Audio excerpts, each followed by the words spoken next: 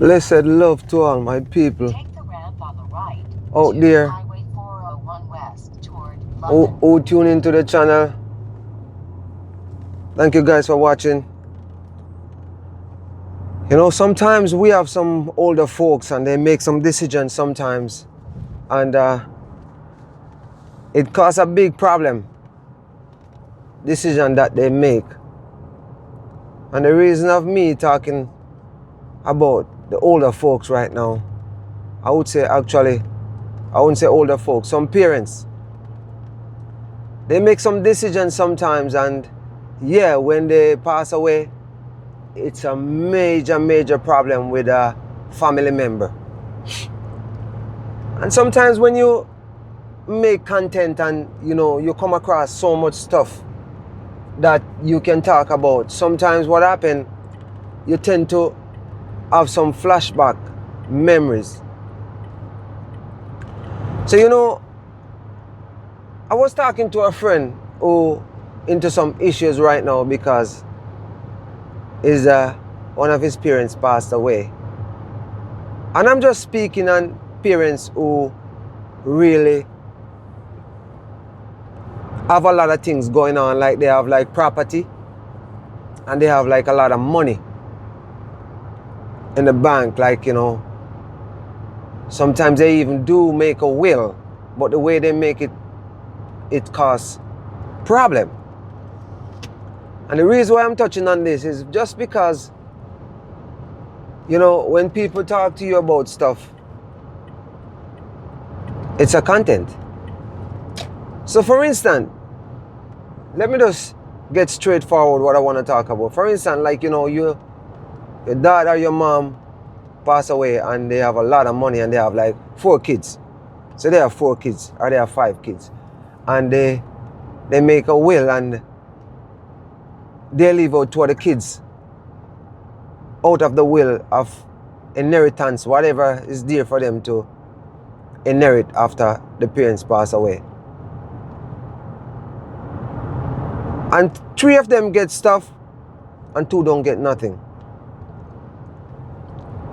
And even if the 2 that doesn't get nothing, so they well off, and that's what the dad or mom that pass away choose to don't give them nothing or leave nothing for them, because those 2 are well off, and the 3 that come down to get all the inheritance is not doing good.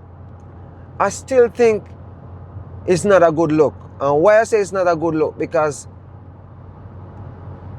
leave something for those 2 that's doing good. I think if they have a good conscience, they'll just split it up and give the other 3 kids that not doing good whatever they get. Because that's the way I would deal with it if I'm in that position, that I have siblings not doing good and I'm doing good. And especially if I help them out now and again and my parents pass away and have stuff, I would just probably look for the one that's really in need of it and just give it to that one if I'm doing good. But nevertheless, what I'm saying, you hear about a lot of brother and sister fighting over land and money. And this is just a guy who was talking to me about something that happened in El Salvador, and he don't want to go back home because the parents leave everything for him, like everything for him, and he's scared of going back home because of his siblings. Them been talking a lot of stuff, and he's getting some bad feedback, because where the parents go wrong is 3 of them, and he's in Canada doing good, but he's the one who always doing stuff for that parent that passed away, and that's why that parents leave everything for him.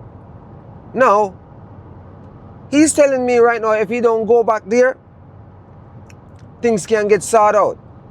Money where the parents have in the bank, it's gonna be a problem if he don't go back there, because probably he gonna end up, because he can't stay here and get the money. So he probably go down there, fight with these people, but at the end of the day, is it worthwhile going back? That's what he's saying. But I was saying to him, if it was me like him, I would probably try to just have a way of get things done from this side, get a lawyer involved and deal with it the way he want to deal with it, because he don't want to have nothing to do with it. But at the end of the day, I think he shouldn't look at it that way. He should just try and figure out a way of just let them all who back home not doing good just get everything that he don't want. Because number one, he's telling me that where the land is, the land can't even sell. But, you know, parents have some money in the bank. So that's where it lie with him. Like, you know, if he sort out that money, it's a problem to sort it out from here. But for me, I would find some way of even travel there. And they don't even know I'm there, and sort it out. And even if I can bring back the money to Canada and then call them one by one and give them a part of the money and tell them that's what happened. Because if he's here and he's hearing bad things what they're saying about him, might as well don't go back home, because you never know. I think it was a couple of years ago, there's a place in Manchester called Mike Town. There was a guy in the States, I think his mom passed away. I can't remember. I'm just talking now, so I can't remember. But if I remember, I would go back and look at the news and come up with a story that's facts. But for now, I know for sure his mom, I think his mom passed away. Don't quote me on that. His mom passed away and leave some stuff for him. And he went down when the mom passed away, and they found out that he get everything. And he went back to the States. He got a few taxis in the States. He drive taxi in the States, and they went back to the States. And it so happened that they hear what happened, and they call him and get all upset about it and get all mad. And, you know, him and them have a fight over the phone. And, you know, he decided he's not going back home, but he end up spend a couple of years, and apparently some family member down there convinced him to come down. And the same night, or the following night after he went down, they find him slumped over a chair. He was 6 foot under. So these are the things that I'm talking about cause conflict when your parents do not have something set up the right and proper way, and not to affect siblings and siblings after they pass away, because it will cause a big problem. But for sure, a lot of people, you know, they tend to just don't even think about the outcome when they make certain decisions, what can happen, because they're already gone. It's just like me. I have no parents that have a lump sum of money what I know about, or have whole property and stuff, so I don't have to worry about those stuff. But I'm just saying, like, you know, people in general, and I tell you, a lot of time these old folks, you can't even tell them to make a certain decision because they're stuck up in their own way and they do their own thing, and they don't realize they're not seeing the big picture of what can happen after they pass away. And that's what it boils down to. That's what it boils down to. You know, they make some bad decision will affect family member, and, you know, it causes, you know, tension, and it causes like a lot of fussing and fighting.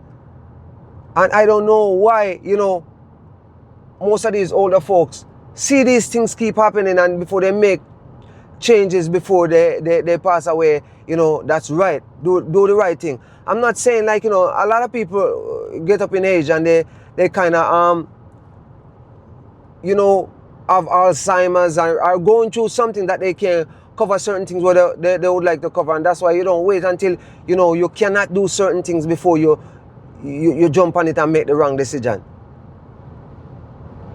Because there's a thing called will, you know, and when you make a will, sometimes you don't have to talk about, you know, you're gonna wait until you're 85 or 75 years old to make a will. You can make a will at any time you want to make it.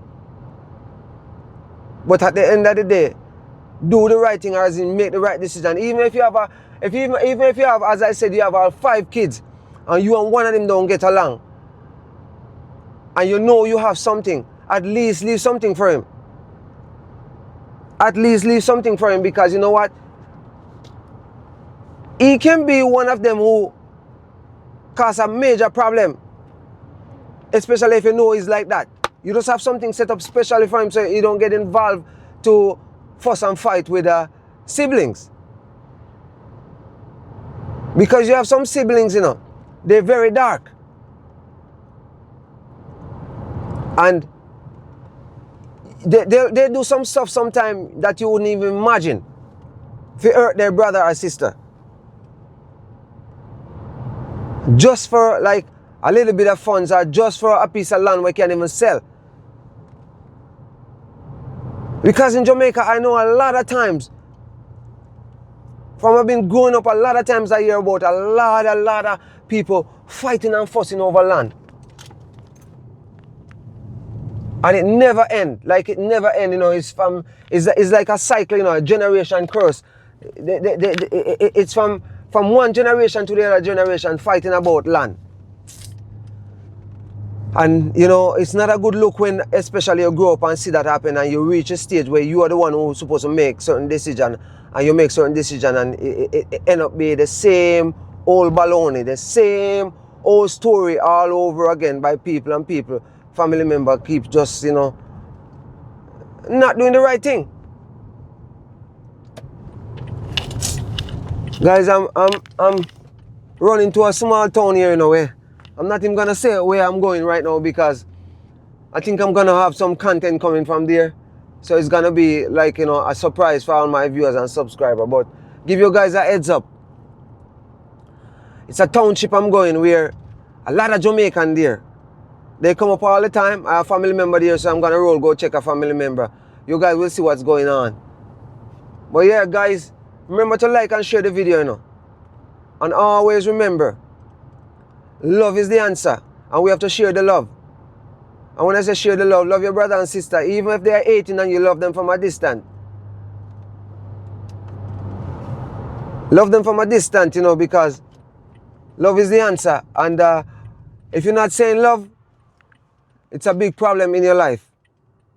So guys, stay blessed. Like and share the video. All my new watchers, subscribe to the channel. I'm over and out. Until next time, Jamaican Youth is out. Stay blessed, guys.